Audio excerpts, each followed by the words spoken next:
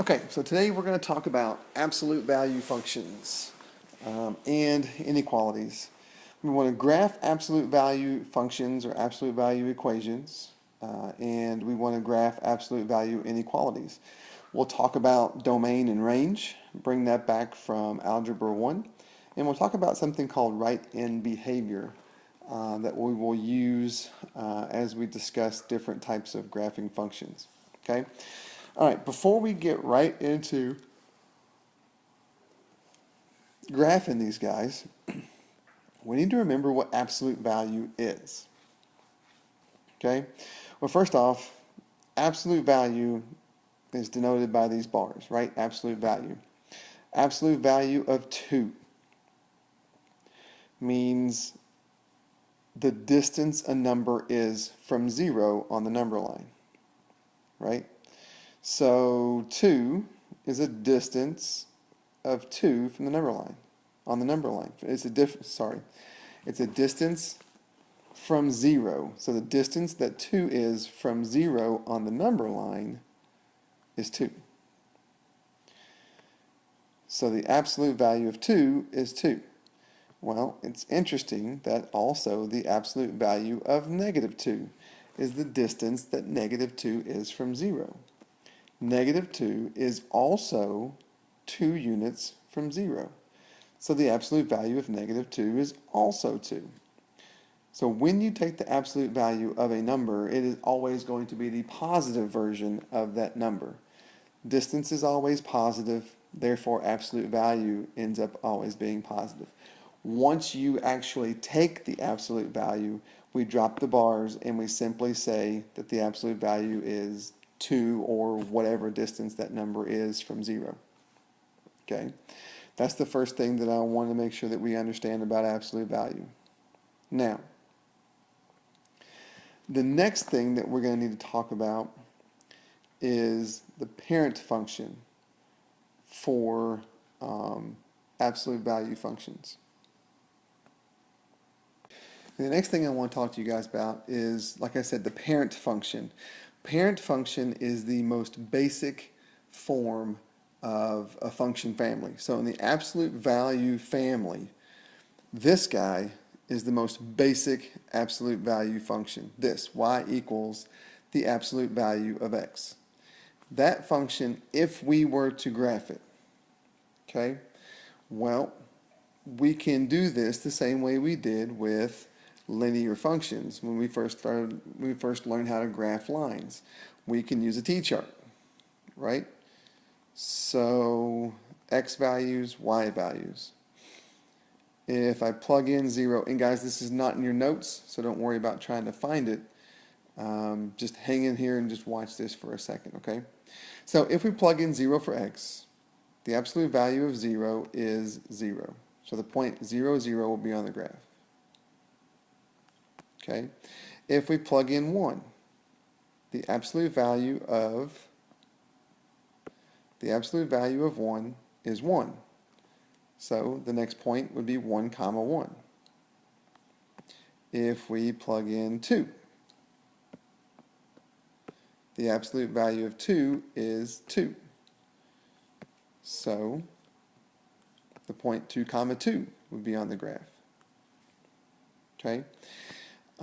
You can kind of start to see a pattern here. If we plug in 3 for x, absolute value of 3 is 3, so 3 comma 3 is going to be on the graph. If we plug in 4, the absolute value of 4 is 4, so we're going to keep going all the way up just like this.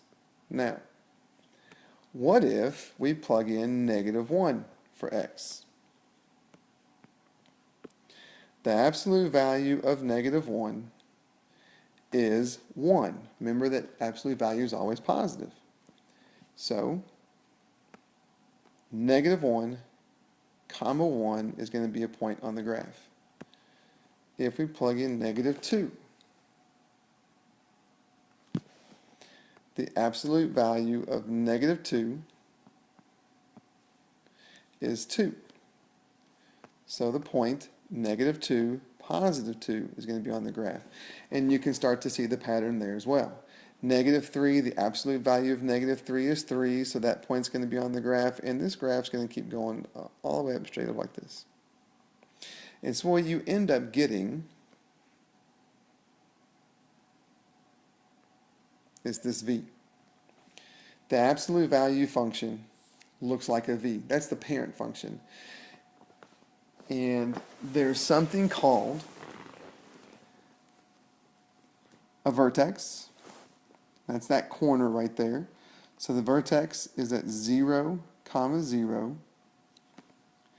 And since both sides of the v are lines, it makes enough sense to talk about the slope. The slope of this line is from one point to another is up 1, right 1, up 1, right 1, up 1, right 1, up 1, right 1. So the slope is 1.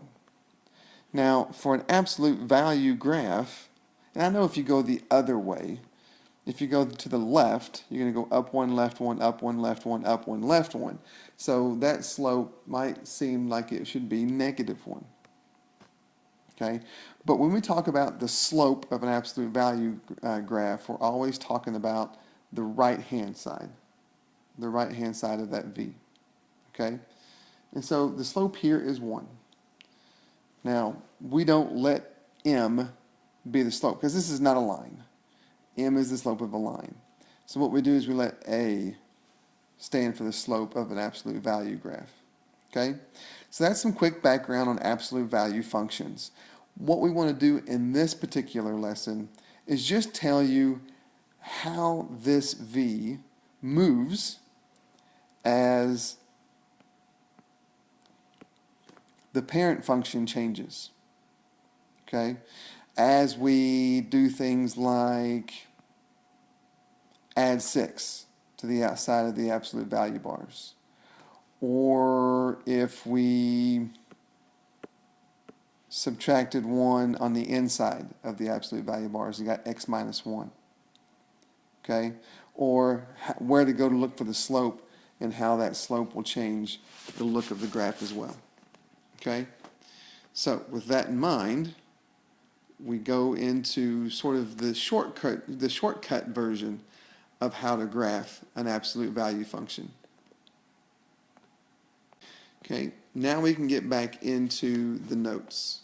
Okay, all right, here are the standards we're going to cover: absolute value functions and inequalities. All right, here is the general form of an absolute value function.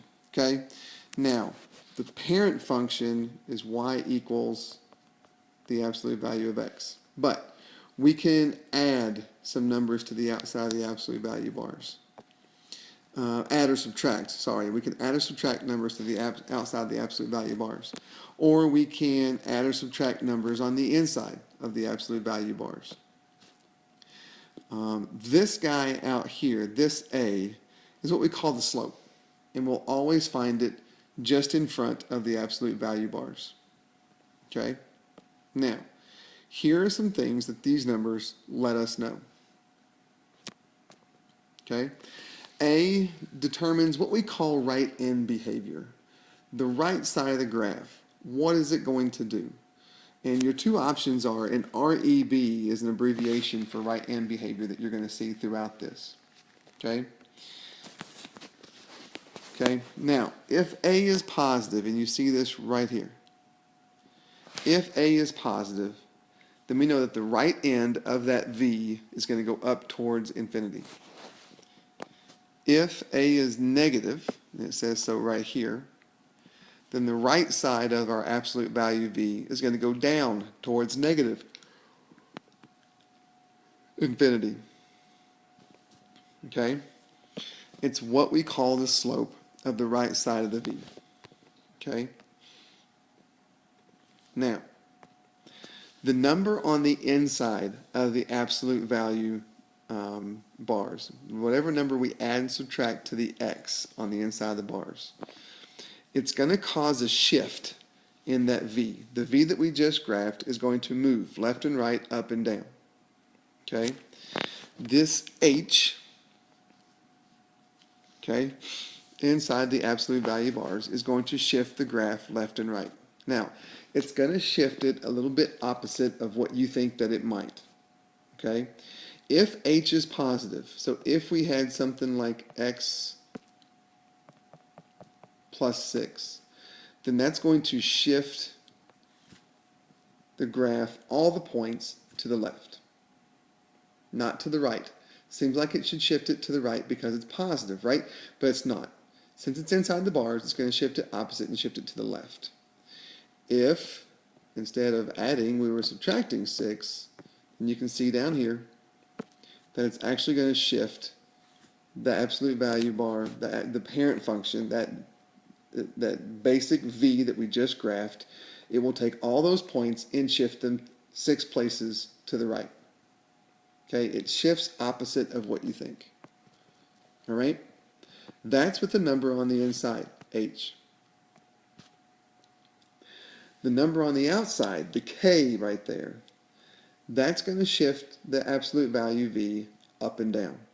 And it will move exactly the way that you think that it should. If this were, say, a plus 4, then all the points to that basic v that we just graphed are going to shift up 4 spots. If it were minus 4, then it would shift all those points on the v down 4. Okay? And that's basically it. We start with the parent function and then we shift all of our points. Okay? H and K causes shift in all the points. A changes how steep those two lines are for the V, the left and the right side. Okay? Let's try to put this together. All right. State the transformation from the parent function. The vertex, talk about that quick, the right end behavior, and the slope of the right side of each equation. Okay? Remember that from the parent function, y equals absolute value bars of x, the absolute value of x. Two things. The slope here was 1, and the vertex, I circled it for you earlier in the notes, is at 0, 0. Okay? Now watch this. For this first one, okay, the transformations from the parent function. Well, we see that a is 2. So the slope on the right-hand side of that v is going to be 2 over 1, up 2, right 1. Okay? H is negative 3. That means we're going to shift to the right 3 spaces. 3 units. We should call them units. 3 units. And because k is negative 8, we're going to shift all of our points down 8 units. All of our points, including the vertex. Now right now the parent function, the vertex is at 0, 0. If we take that point and we shift it to the right 3 units, then our x-coordinate now becomes 3, positive 3. If you go to the right 3 spaces from the vertex, you're going to end up at, or from 0, 0, you'll end up at 3 on the x-axis. Now we're going to shift all of our points down 8 units also, which means that if you start at 0, 0 at the origin and you shift down 8 units, that means you're going to end up at negative 8 on the y-axis. So if you shift 3 units to the right and negative 8 8 units down at the same time, that means the vertex goes from 0, 0 to 3, negative 8. Okay? Now, from the slide before, since A is positive, the right end behavior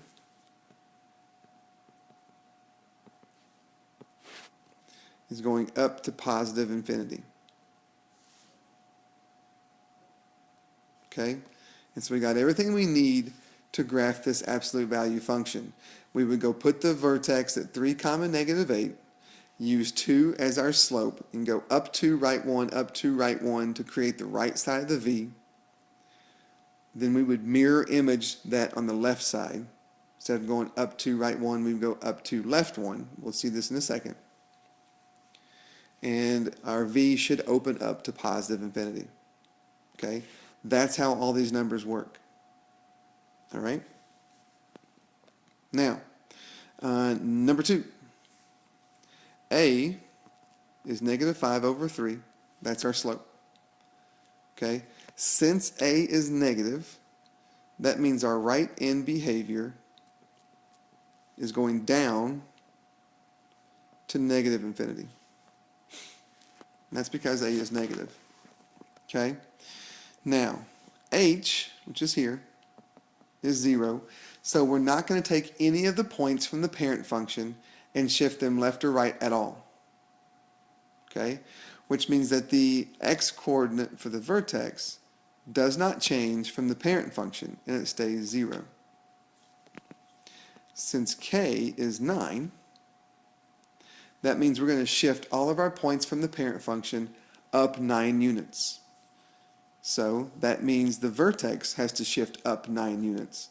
It does not shift left or right at all, but goes up 9 units, and so the vertex will end up at 0, 9. Right? And that's all we would need to graph this absolute value function. We place the vertex at 0, 9. And then from there, we would use our right-hand slope. We would go down 5, right 3, down 5, right 3. Create the right side of our V, and then mirror image that on the left side. Instead of going down 5, right 3, we would go down 5, left 3. And I'll show you all that in just a minute. Okay? Now you try. You've got a couple of functions here. Talk about the right-hand behavior. Is it going to go up to positive infinity or down to negative infinity? Find the slope of the right-hand side. Find the vertex. Okay? And talk about the transformations from the parent function. Okay? Try it on both of these. I'll give you a couple of minutes. Stop the video. Try to find those different characteristics, and then you can start the video back up, and I'll walk you through it. All right, so did you get it? In number 3, A is 6 over 7. Since it's positive, the right-hand behavior is going to go up to positive infinity. Okay? Since H is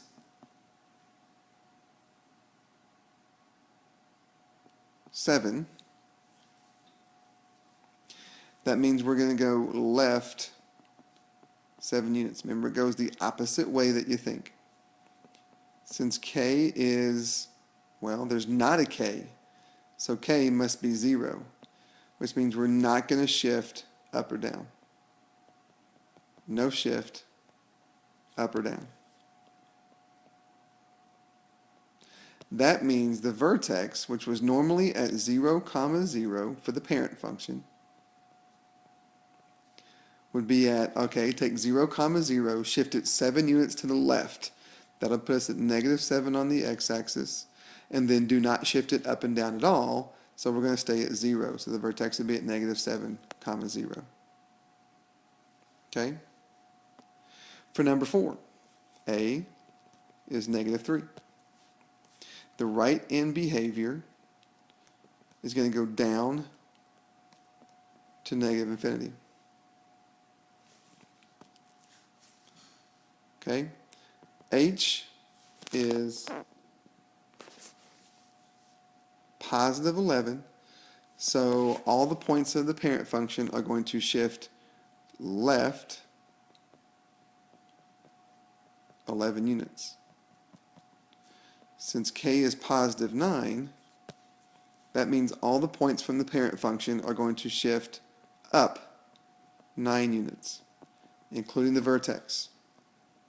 So the vertex, which was originally at 0, 0, Now we have to go left 11, which is negative 11 on the x-axis, and up 9, so positive 9. So a negative 11, comma 9. So to graph it, we would plot the vertex and then use the slope on the right-hand side and then mirror image it on the left-hand side. Okay? Hopefully that makes sense. If you have any questions, please come see me during STAR, and we will figure all that out. Okay? All right. Now, speaking of graphing, let's go graph one. Okay? We're going to do the same thing. We're going to list the right M behavior. And here, it says M, but I'm going to make this A. I'm looking for A. A is 1. Since it's positive, the right M behavior is going to go up to positive infinity. Okay? And then the shifts. All the points, there's going to be no shift left or right because H is 0. H is normally found inside of here.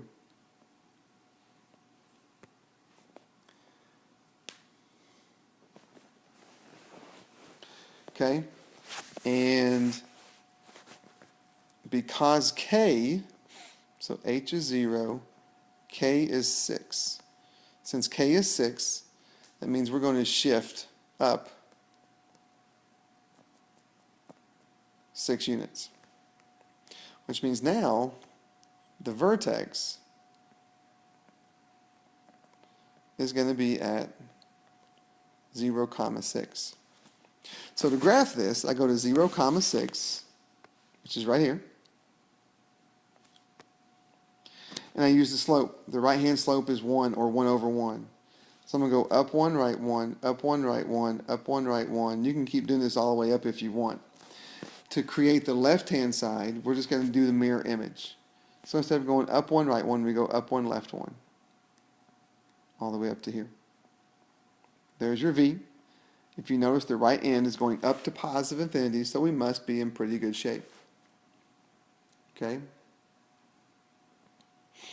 Now, domain and range. We want to talk about domain and range. The domain for an absolute value function is always going to be from negative infinity to positive infinity. Okay, here's why. Domain. You have to think back to Algebra 1. Domain are all the inputs or all the x values for a particular function. Okay? Remember, this is the x-axis going left or right, and the y-axis is going up and down. Since these arrows are pushing this V all the way out to the left and all the way out to the right, they will eventually reach all the way out to the left and all the way out to the right. Yes, they're going up too, but they're going left and right. Okay? That means that since we're going all the way left and all the way right, all values on the x-axis are going to be accounted for in this function. Okay? That's why our domain is negative infinity to positive infinity, and this is how you write it. You write it in what's called interval notation. So interval notation always goes from left to right. It goes from smallest value to largest value. So negative infinity to positive infinity is how we write that. Okay? The range. The range are your outputs or your y values. You have to remember that from Algebra 1. Now, the V does not go up forever and down forever like it goes left forever and right forever. It only goes up forever. So it's not going to hit every y value on the y-axis. As a matter of fact, it's only going to hit 6 and above on the y-axis. So that's your range. 6 to positive infinity. So 6 to positive infinity. And since we include 6 in this, we want to put a bracket around 6 and a parenthesis around infinity. Okay? We'll talk a little bit more about why as we need to. Okay? That's how you graph an absolute value function, and that's where the domain and the range will come from. Okay? Take a look at another one. Here we go. A little bit quicker. Right in behavior. Well, not M, but A. A is -1 or -1/1, which means the right end should go down to negative infinity. It's hard to make those infinity signs. Okay? Now the shifts. There is an H. H is -3. K is 0, which means from the parent function, we're going to shift left 3 and no up or down shift. That means the vertex, which was originally at 0, 0, is now at, you shift it left 3, you get -3, no up and down shift, so you're at 0. So I'll show you this, how this looks. So the parent function would have looked like this.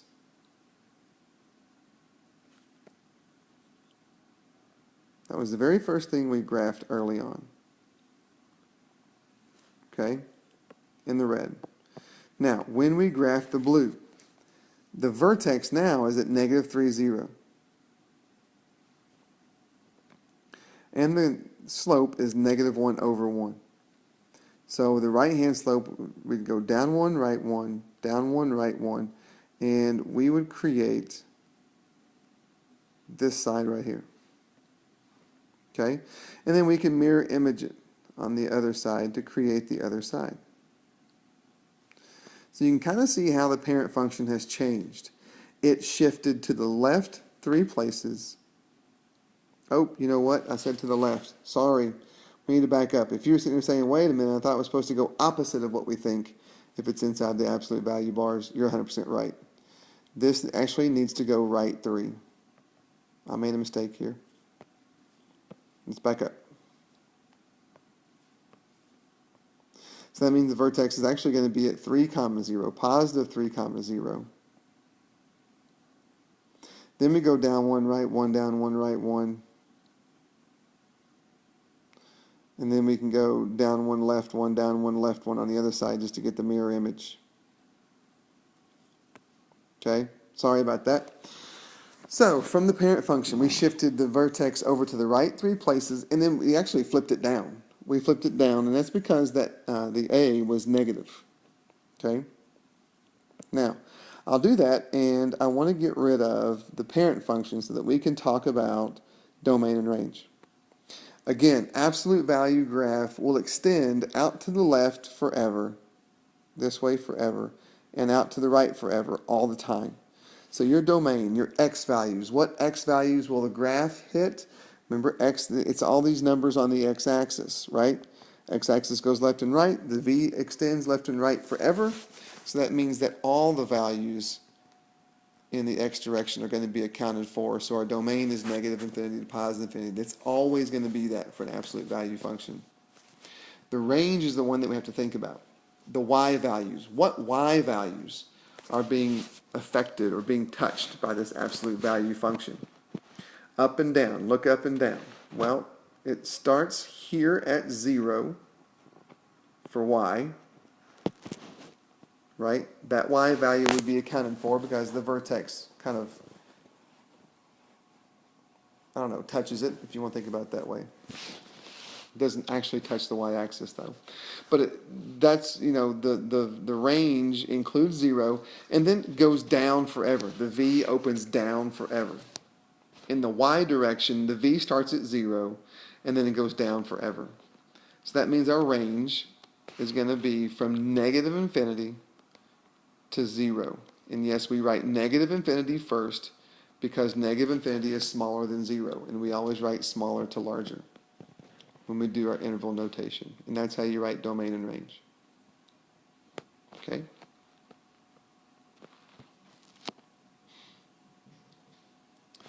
All right. We got one here for you to try.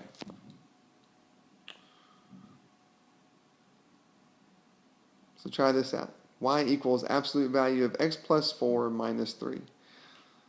If any of these look different than what's on your notes, then go ahead and change your notes to look like this.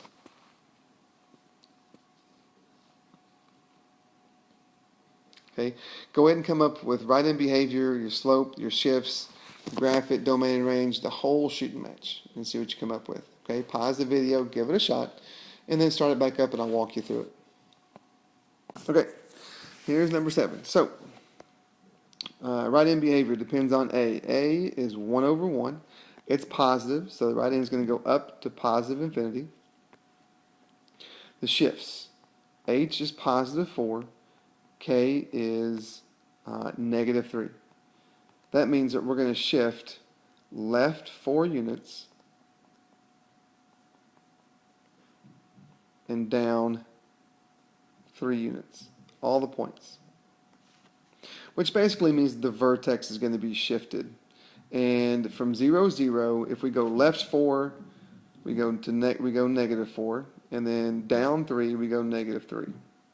So the vertex is going to be at negative 4, comma negative 3, right here. The slope is 1 over 1, so the right-hand slope is up 1, right 1. Up 1, right 1, up 1, right 1.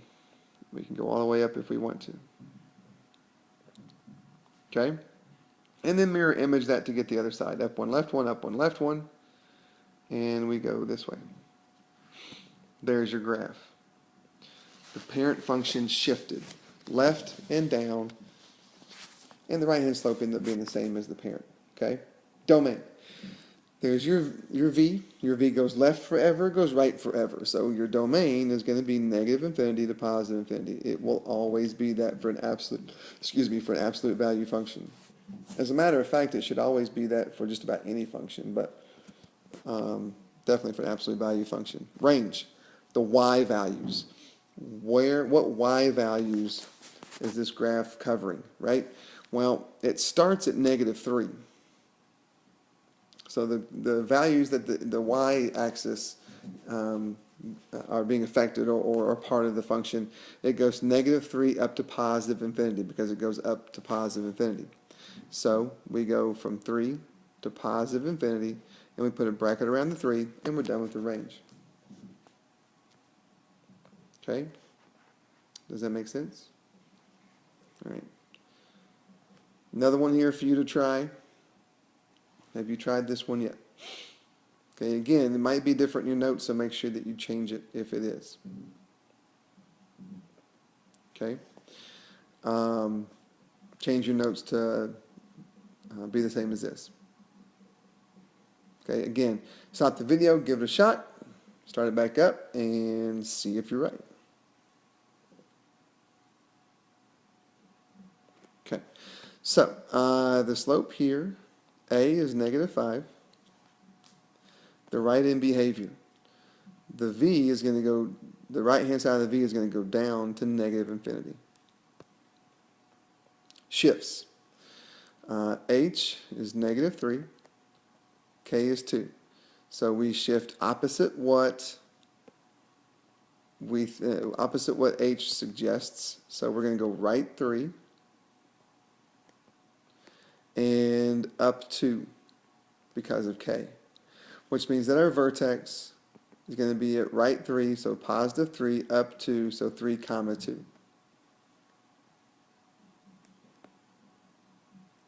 Slope is negative 5 or negative 5 over 1, so we go down 1, 2, 3, 4, 5, right 1, down 1, 2, 3, 4, 5, right 1.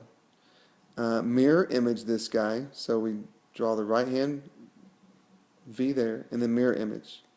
Down 5, left 1, down 5, left 1, and there's your V. Okay? Domain. Again, hopefully we're getting into the habit of just writing negative infinity to positive infinity. The range. What y values are getting hit by this V? Well, you can see that 2 is, and then all the way down to negative infinity. So we go from negative infinity up to 2, and that covers our graph.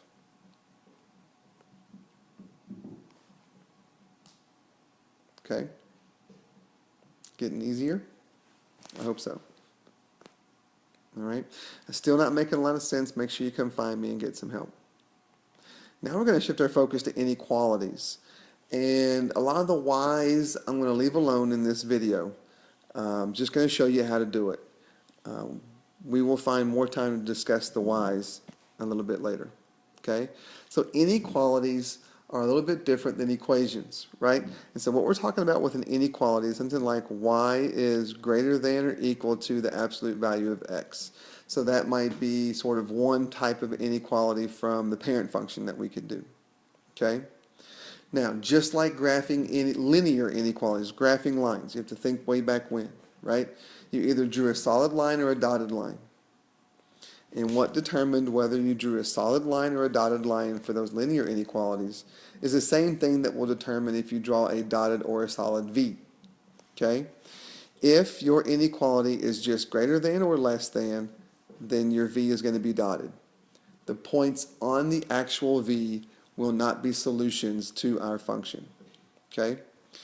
If our inequality is greater than or equal to or less than or equal to, then we will be drawing a solid V because the points on that V actually will be solutions.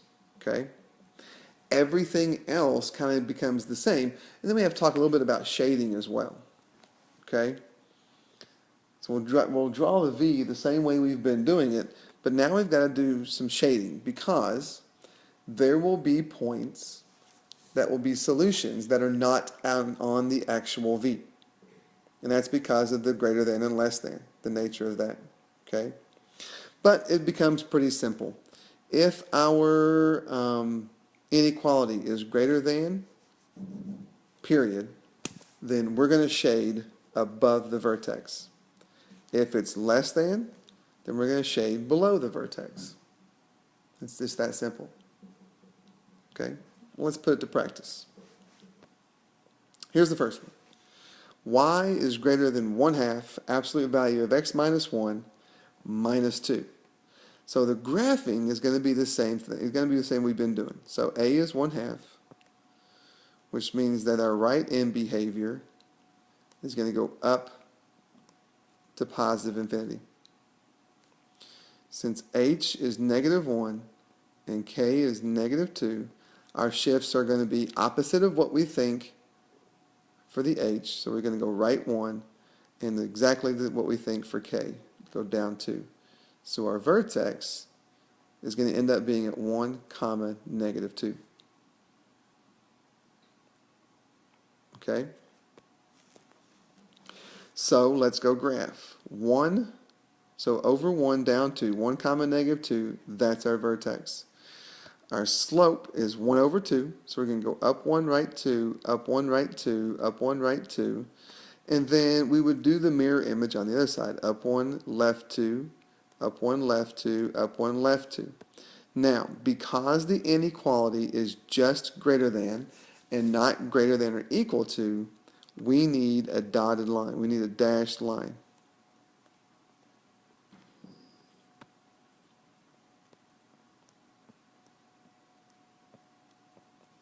Which basically, again, means that the points on that V are actually not solutions to the inequality. Okay? But what are solutions? Well, since it's greater than, all of the points above the V are going to be solutions. So we shade this in.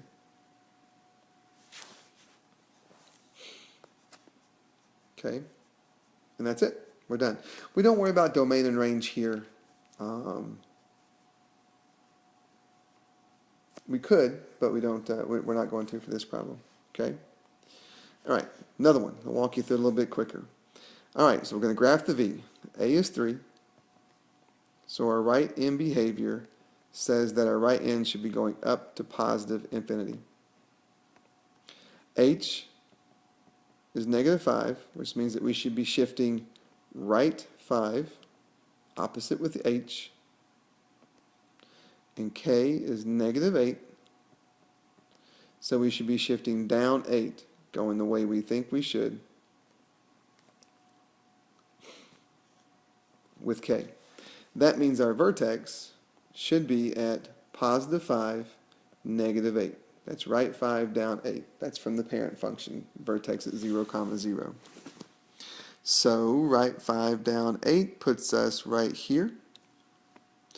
Our right-hand slope is 3 over 1, so we go up 3, right 1, up 3, right 1. We can go up 3, left 1, up 3, left 1 to do the other side.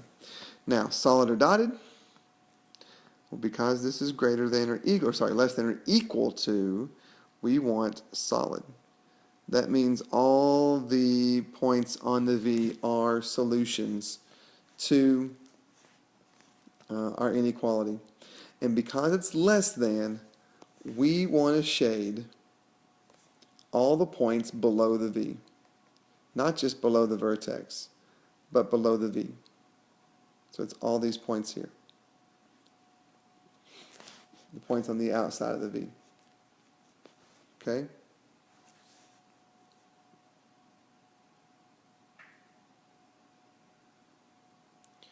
All right? Hopefully that makes some sense, because now you're going to try. So y is less than -4, absolute value of x plus 5. Try graphing that. Okay. Did you get it? Let's see. A is -4, which means the right-hand behavior is going to go down to negative infinity. Since, see, h is 0, there's nothing inside the bars with the x. K is 5. So that means we're not going to shift left or right at all. So the vertex is going to stay at 0 on the x-axis. And then it's going to shift up 5, so go to positive 5, so 0, 5. The slope is -4, so we're going to go down 4, right 1. So put us here. Then we go down 4, right 1 again. And then mirror image, right? Down 4, left 1, down 4, left 1. And let's see, solid or dotted? Well, it's not equal to, so it's got to be dotted.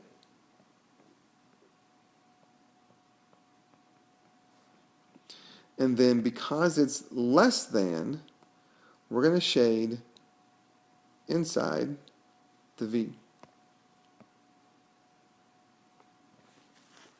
Okay, and those are all the points that will be solutions for that inequality. All right? All right, hopefully that makes enough sense. All right, now last thing we're going to talk about really quick is how to write the function from the graph. And it's actually fairly simple. We're going to pull the same things out of the graph that we used to graph before. We want to know where the vertex is and compare that to the parent function vertex of 0, 0. Remember the parent function, the vertex was at 0, 0. And the slope was 1 over 1. Okay?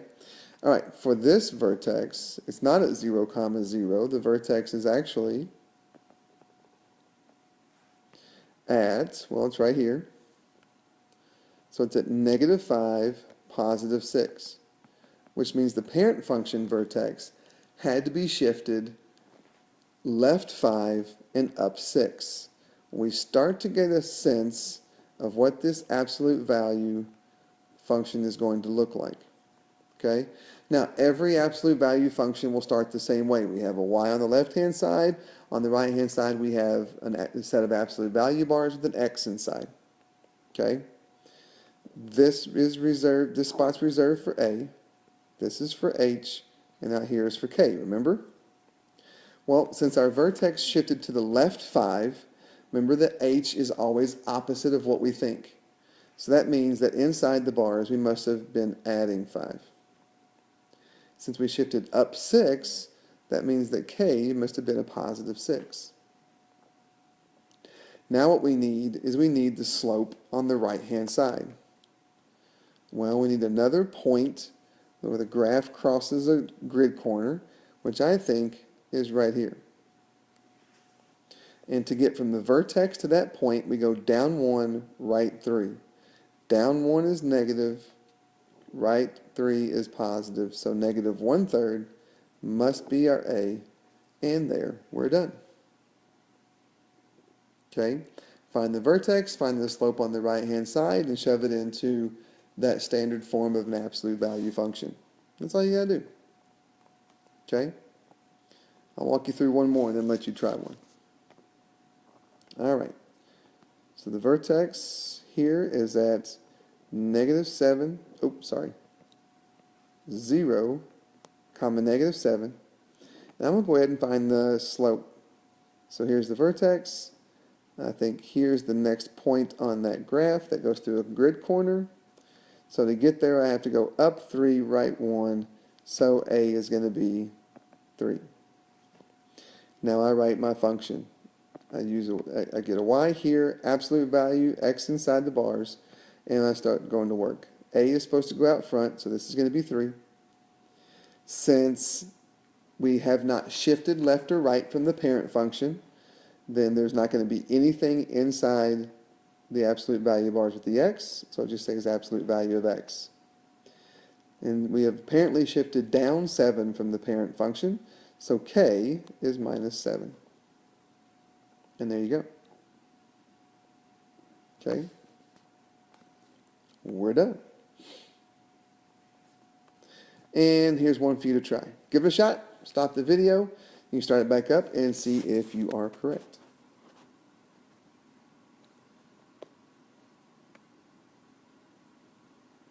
All right. So again, I suggest you find the vertex first, which is this guy right here. So it's right 3, up 5, so 3 comma 5, which means that we've shifted the parent function vertex right 3, up 5. So we want to make sure that we account for that in our function. Slope. So from the vertex, we could walk to, I think, this point right here. And so to do that, we have to go down 5, right 1. Down 5 is negative, right 1 is positive, so -5 over 1 is A, or just -5. So absolute value, y equals, A goes out front, -5, absolute value of x. Since we shifted to the right 3, we want to go opposite inside the bars and go -3. And we've shifted up 5, so we had to add 5 out here, outside the bars. And there we go, we're done. Okay. There you go. Homework's out in Canvas. Give it a shot. We'll go over any questions you have next time.